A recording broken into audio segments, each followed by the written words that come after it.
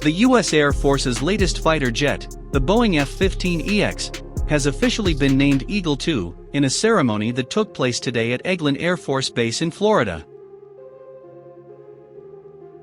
The event, which also saw a relatively low-key official rollout of the first of these jets, serial number 20-0001, played very much on the illustrious legacy of the fighter with the Air Force, and the choice of name, which is bound to disappoint some, is no doubt intended to draw upon the type's unrivaled post-war combat record.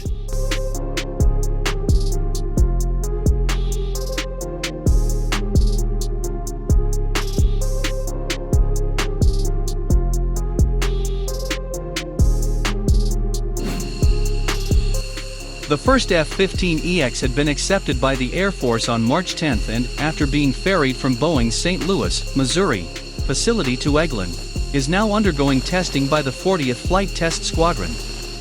This was the first new F-15 to be delivered to the Air Force in 17 years, and it represents a major change in the way the service procures fighters, and one which could have significant repercussions, as it looks to balance its fleet to meet emerging threats. The service plans to eventually buy at least 144 of these aircraft to replace its aging F-15C and D Eagles, and there have also been discussions about acquiring yet more of them to supplant its F-15E Strike Eagles, as well.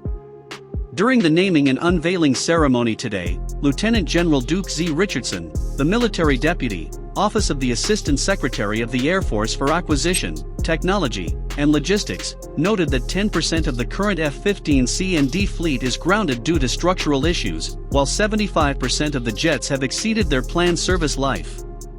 With a 20,000-hour planned airframe lifespan, the F-15EX is likely to be around for at least half a century all in all, pretty remarkable considering the original F-15 celebrates the 50th anniversary of its first flight next year.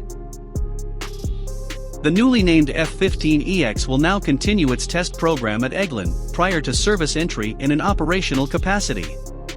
A second test jet, serial 20-0002, is in the final stages of production, with delivery to the 85th Test and Evaluation Squadron also planned for this month. The 40th Flight Test Squadron and the 85th Test and Evaluation Squadron will conduct developmental and operational testing simultaneously. Another 4 more jets are set to be handed over to the Air Force by the end of fiscal year 2023, if not before.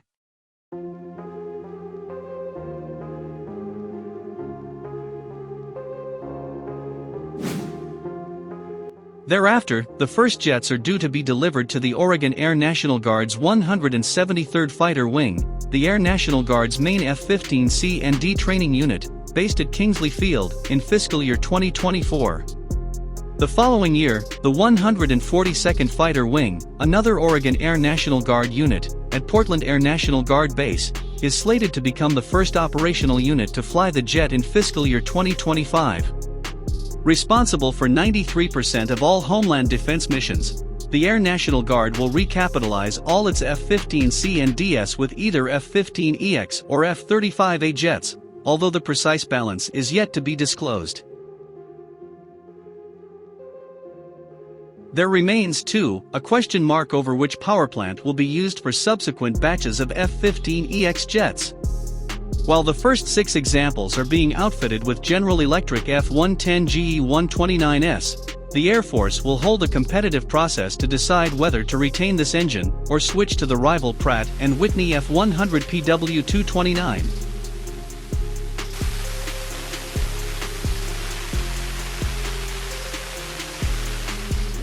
The path toward making the F-15EX operationally ready should also be smoothed by using testing data gathered from previous F-15 foreign military sales variants, like the Qatari F-15QA variant upon which the F-15EX is based. Instead of full-up survivability testing on the new aircraft, the Air Force has also elected to call upon existing data, a voice it says will save $108 million and accelerate the testing process. Critical to the aircraft's survivability will be the Eagle Passive, Active Warning Survivability System, EPAS, a radar warning and electronic warfare suite that is already in development and which has been put to the test in a large force exercise scenario on board the F-15E.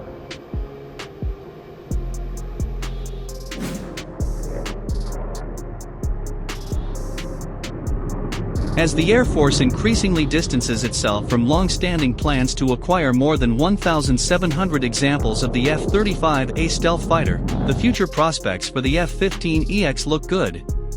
Already, officials are speaking openly about tentative plans to buy new F-16 fighter jets, as well as to cut F-35A numbers, and focus more on the potential offered by various unmanned platforms. While officials have been keen to reiterate the centrality of the F-35 to its plans, the stealth jet is now increasingly referred to in terms of being a high-end fighter, in the words of Air Force Chief of Staff General Charles Brown, opening the door to purchases of more cost-effective types that can be procured rapidly, like the F-15EX. In the meantime, the focus of much attention will be on the less-than-inspired choice of name. Since the original F-15 Eagle, the Air Force has introduced the F-15E Strike Eagle, while the Golden Eagle name was applied semi-officially to the 179 or so F-15C and DS that were slated to be deeply upgraded and retained. The F-15EX has since displaced those plans. Boeing, for its part, has pushed the Advanced Eagle name while marketing its latest F-15 iterations, of which the F-15EX is directly related. On the other hand, the two suffix follows recent trends with the F-35 Lightning II, as well as the Jolly Green II, the Air Force's next combat search and rescue helicopter. Looking further back, the A-10 Thunderbolt II also directly recalled a historic, albeit unrelated, Air Force type. Time will tell if the new name sticks, or if, like the F-16 Viper, those who fly and maintain the F-15EX use a different nomenclature altogether.